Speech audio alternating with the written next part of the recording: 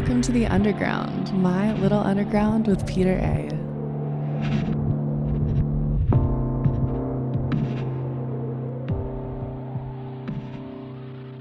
It's My Little Underground.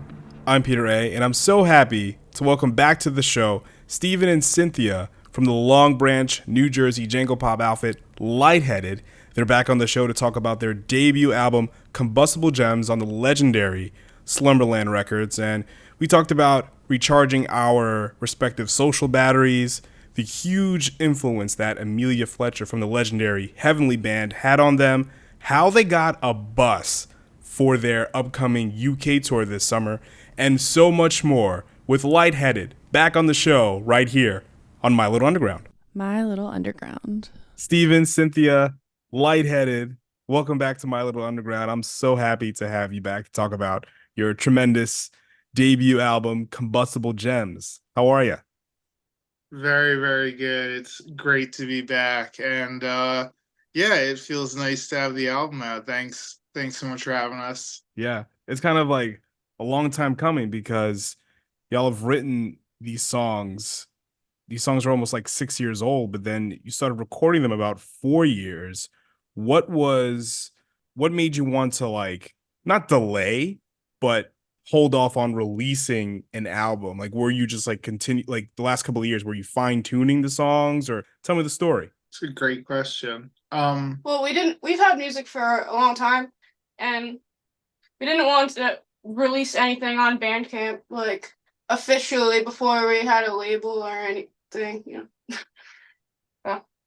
Yeah, I think that we wrote these songs first, and Cynthia wanted them to come out first. I don't know why it ended up taking so many years, a half decade or whatever, but I guess that yeah, when we got done recording them, we probably Cynthia, what's the timeline? When did we finish recording all of this? Like 2022?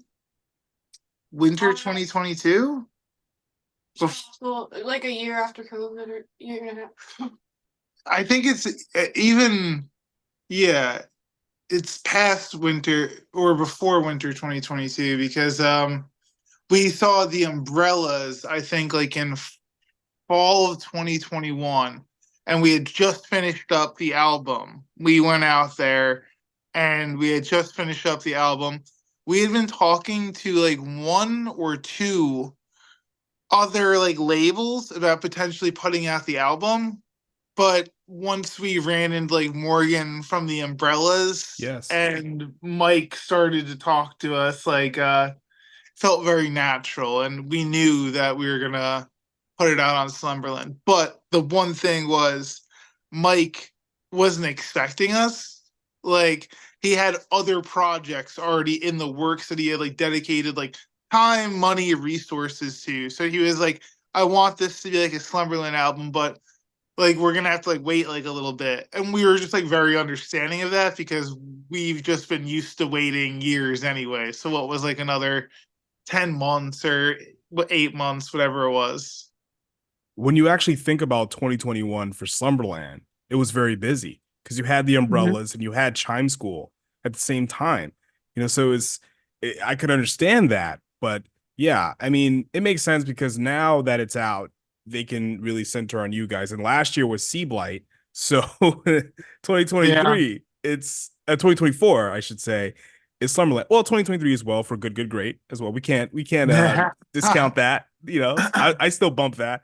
Patty Girl, like when you look at like my Spotify on repeat, like Patty Girl is still top of the list. Love it. Means a lot. Means a lot.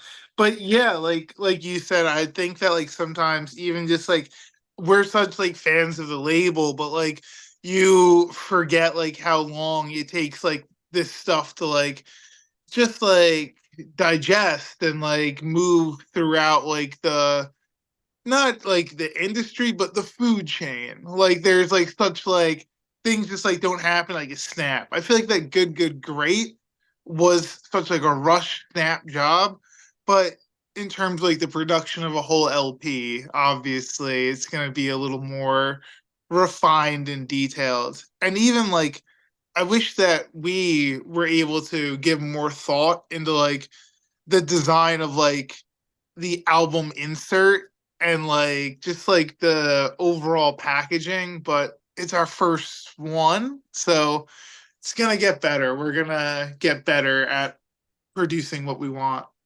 Speaking about, the LP, the Combustible Gems, what is something about this LP that you're most proud of? And looking back, what is something that you thought you could have done better in any part of the making of the album? Another really cool question. What do you The fact think? that we just like it's not exactly how we expect it to be. Like it's not perfect, but like this is our first creation out of like many, really. Yeah, I think okay. So yeah, I think that Cynthia's like hitting on something. Like for a while, we like weren't sure like what a Lightheaded album was like supposed to like sound like what a Lightheaded song like was supposed to sound like in terms of like fidelity, or like you can just like drive yourself crazy like with art. Like there's so many like options and lanes to turn down for every creative decision. I think that, like Cynthia said, like we're both just happy to get this out as like a statement of where we were in that point of the band. Like it's not the best album that we can make. It's not going to be our favorite album, but it's just our first album. We're just the fact that we got it out in the world and like we persevered and like didn't give up. Yeah, I'm very proud of the fact that we just released it, but I just do think that we can do so much better with like overall recording the songs and like the production wise. Like, So we have like a list of people we want to start like working with. Like we already recorded 2 songs with Gary Olson, and from then the Ladybug Transistor, which is one of our favorite bands. in California we're recording 2 songs with Alicia from Set, which is coming up in like a week. So yeah, I think that people have like commented on like the production of this record and even said like, oh, it's like really like, I forget, like not like, oh, it's like clean, like it's like really like in a good way. They like said something like that, but I think that the production is like actually a step back compared to Good Good Great. Good Good Great came out afterwards, and just we spent so much more time on like the sounds, and we worked with this awesome producer named Kevin Basco on that. Like Good Good Great has a lot more like sonic density and like interesting choices, I feel like. So we're just excited that as we continue to make music that like we're going to be working with people who can like help us achieve what we wanted, because for this one we just didn't know what we wanted for half of the songs. Yeah, but I would say like whatever recipe you were cooking, and it may have came out in a way that you didn't really want it to taste, but like when I'm hearing what you're cooking, I like it. I like how it tastes. But I think Means a lot. that's very big of you guys to really recognize, where you may have went wrong for you, not necessarily for the listener, but for you. And you can kind of like go back to the drawing board and like, okay, we could have done this. That's great. I respect that from you too. That's really awesome. I'm afraid like no one wants to hear that, like, oh, like you're like you it's not that we don't like believe in it, but we just like know what we're capable of, and like we know that we didn't quite hit it yet. So we're so excited that everybody has like the reaction to this, because I just think that we have something up our sleeve that's going to be like really important. Yeah, and it's your first album, right? So, that's okay, to Yeah. feel that way. But you should be proud of yourselves. I really enjoyed this album. Talk to me about the release show at in Red Bank, at the Jack's Music Shop. What was that experience like playing in a record store? Like, would that be like kind of distracting? Like, do you feel like people are paying attention to you, or are they just focused on like digging through the records and all that stuff? I really appreciate that Jeff Raspy invited us to play it, but I was like, it does feel a little strange to just like set up in the middle of a public space and start like singing my songs when people are trying to purchase music. Yeah, like Cynthia made a comment that day. It was like people didn't ask for this. Like people just like want to come shop and get like their whatever their Christian rock CDs or like they're like wild jazz records. Like they didn't ask to hear us, but I don't know.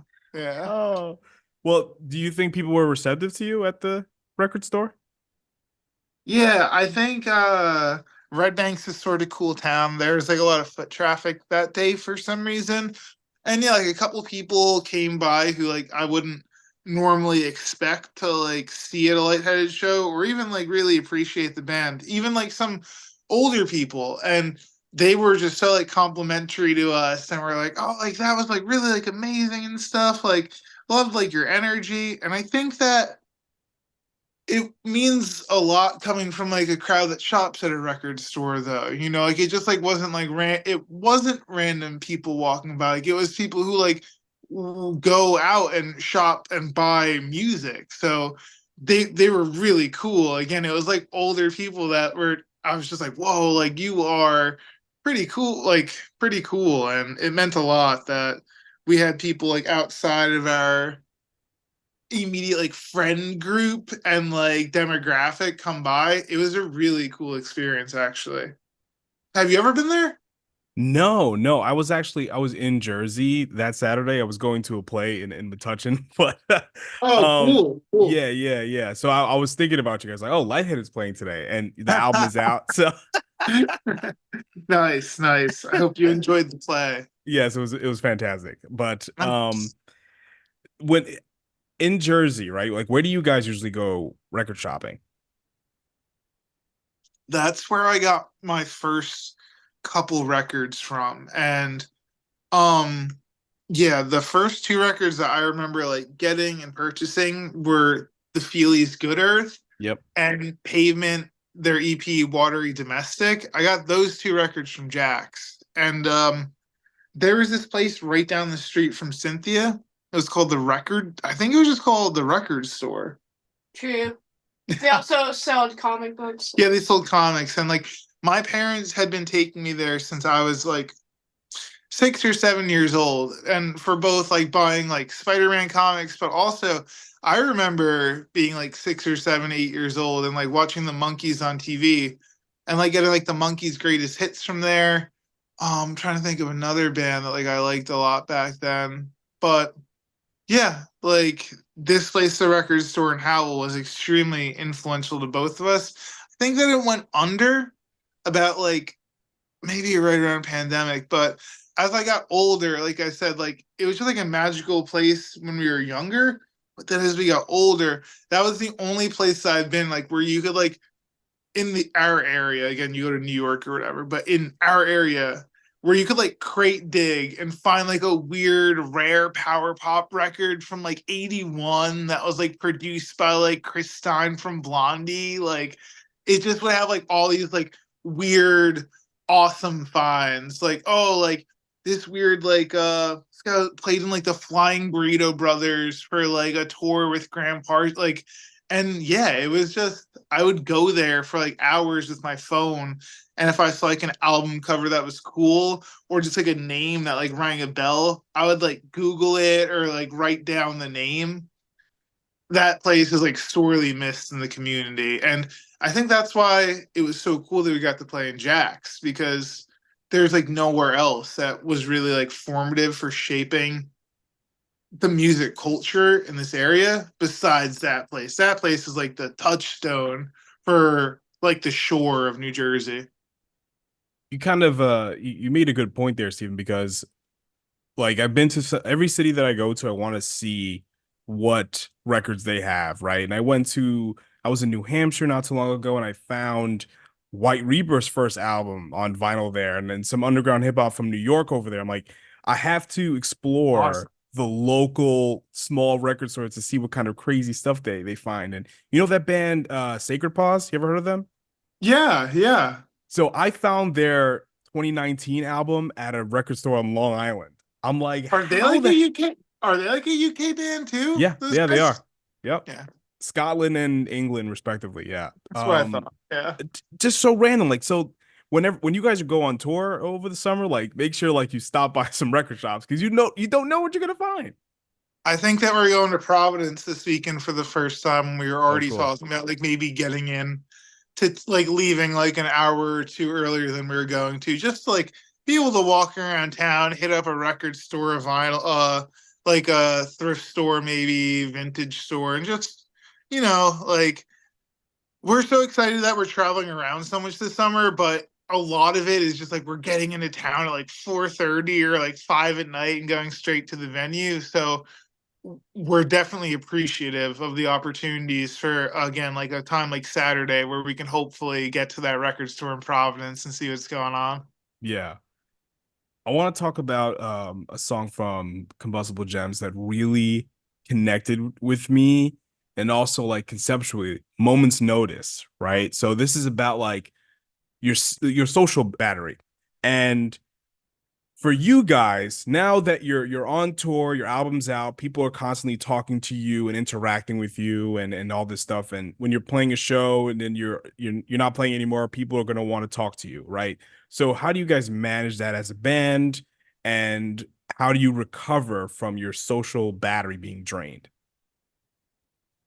Well, that's something I can think of. Are you reading Cynthia's mind right now? Yeah. Yeah.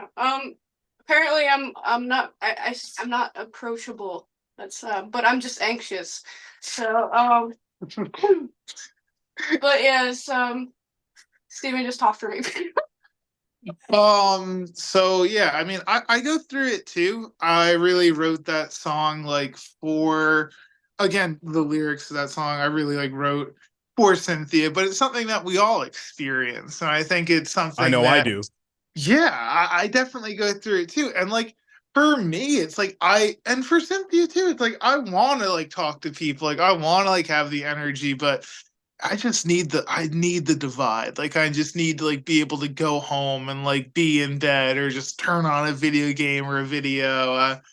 Yeah, I think that like that's fine and important. And I think that Moment's Notice, like you said, it's just like an ode to the fact that everybody like needs to do that. And like there's nothing to be embarrassed about it with. And again, the best time or like my favorite instance to do that is like when you have someone that you appreciate like going home to. Like that's even like the best element. Like I think that I really like the one line in that too when it's like the room seems full when it's just you and me. Like I love like that line about that like It's beautiful. yeah, like like you don't like need like a full room to like feel like I don't know, like not good but full. And like yeah, like times are it's just like who you're with. Like one person can make an experience like full. So yeah. Yeah. Yeah, I really resonate with that. And I'm sure a lot of people that are listening can too. So that's why like, going back to what you're talking about, like with the album not coming out exactly how you want it to some people, I'm sure that this song is gonna connect with them and make them feel good. Yeah. So, we're talking about in some of the big shows you got this summer, and one is happening at Market Hotel with Heavenly. So how did this come together? uh Blood, sweat, and tears, but mostly tears. No, I think that it just came about because honestly, Amelia sort of requested the two bands that she wanted to open up for, and I guess we were just one of them. It's sometimes it's sort of just as simple as that. That like the band has a request for who they think would be like a good fit on a tour, and one of our close friends grew up in like the same town as Amelia and is just like a really good hype man and just constantly like tries to spread the gospel of Lightheaded to like that crowd who sort of like grew up in like again England in the late 80s and early 90s. We have Yep. a really good friend who's just I don't know. I think that that's just how Slumberland worked. That Morgan was a good friend who believed in us. And then the person I'm talking about is Phil. Phil used to play in the Comic Game, and then he had an awesome band that actually put out a song on Slumberland. It was called Pale Lights, album on Slumberland. And now he's playing in a band called Love Burns. He's a librarian, and he's just such a great dude. He is like our mentor. And I think, again, I'm not exactly sure how these things work.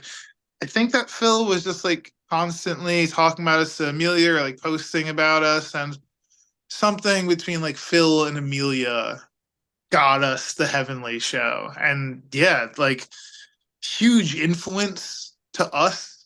Sort of my entryway into this genre is Heavenly. My sister loved this band called Los Campesinos when I was like 17, and they covered Heavenly and would like write songs about like name checking like K Records, Calvin Johnson, Amelia Fletcher. And again, I was like 17, like growing up in like a backwoods town where like my idea of indie was like Bright Eyes and the Strokes. Like I was like, oh, that's indie pop. Like as a 16-year-old, oh, okay, like Bright Eyes and the Strokes.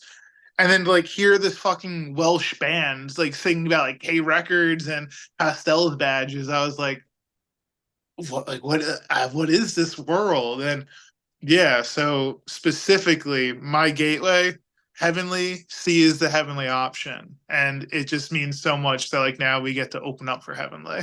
Yeah, it's kind of poetic because you guys are cut from the same cloth in the sense that you're both very lyrically, conceptually focused, jangle, indie pop bands, whatever you want to call it. So I think it just made sense. And Amelia has her like kind of her ear to the streets because I get her email sometimes from her label, that stuff that she's putting out, and so it just that kind of like, oh, I get it, kind of like understanding like that band and how Amelia thinks about newer music. So it's perfect.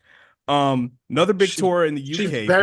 She's very smart. Yeah. Again, like you said, her ear to the streets, but just like a brilliant woman. We've actually never met her yet, but yeah, like we're going to be playing 2 shows with her, and one of the shows when we're overseas, I won't have my guitar with me, and she actually, just through word of mouth, again, I've never talked to her yet, was like, she said, tell Lightheaded that Steven can borrow my guitar. And I was just like, oh my God.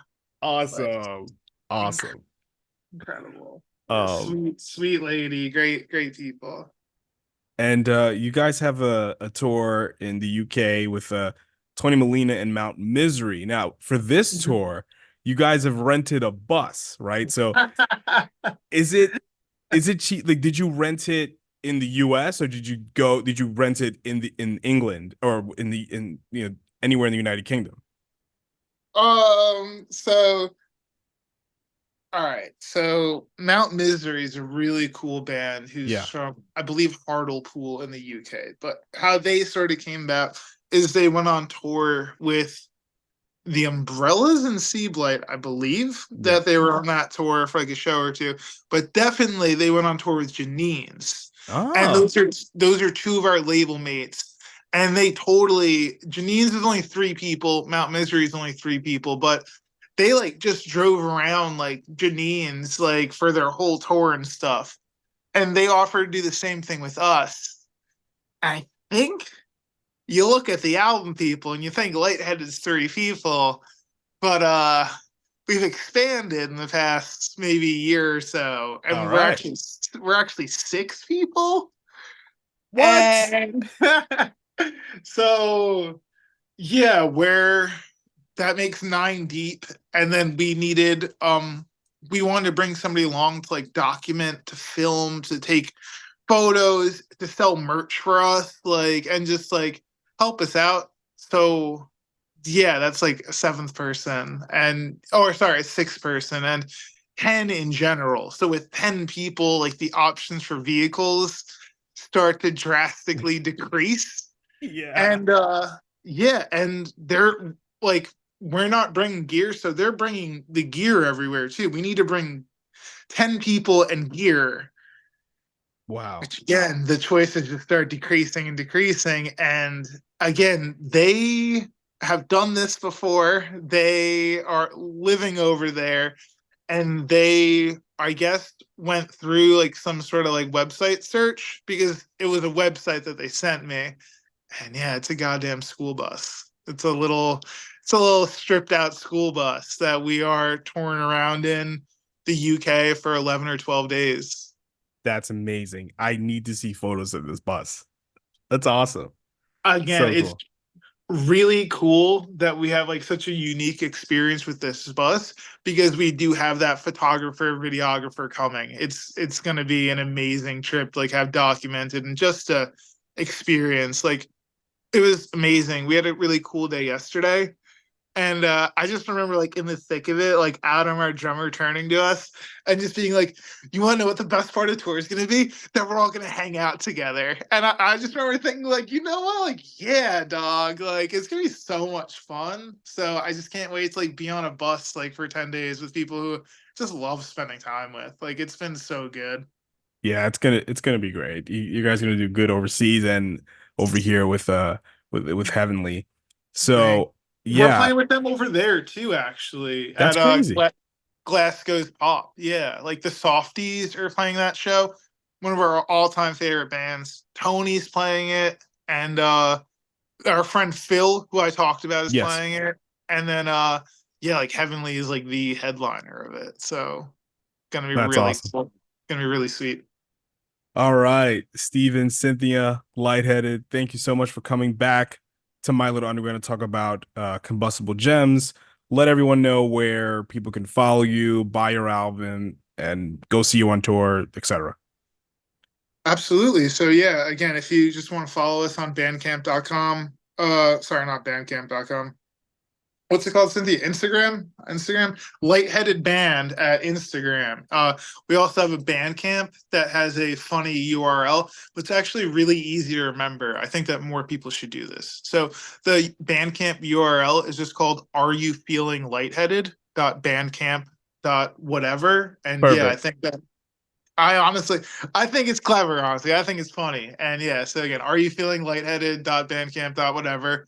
Combustible Gems is out on Bandcamp, but again, buy through Slumberland Records if possible. That's great. For any friends listening in the UK, which I'm sure there's going to be a couple because this is a great podcast. Oh, thank you. Buy through Monorail Records. Again, Stephen Pastel store has just done awesome things for us. If you are anywhere in the Bay, New York, most of the UK, some of Canada, we're going to be a lot of places this summer. So if you make a semi-concerted effort, we're making a concerted effort to get to most places in America. We're missing a lot of the middle, a lot of the south, but we're hitting a lot of the north, hitting a lot of the west, hitting a lot of the UK. So yeah, again, try to check us out. And if there's a place that we're not playing that you want us to get to, 2025 is very open right now. So before it fills up, just Awesome. hit that dial. All right, Steven, Cynthia, thank you so much again. Appreciate you. Appreciate it. We will catch you soon. Thanks. My Little Underground.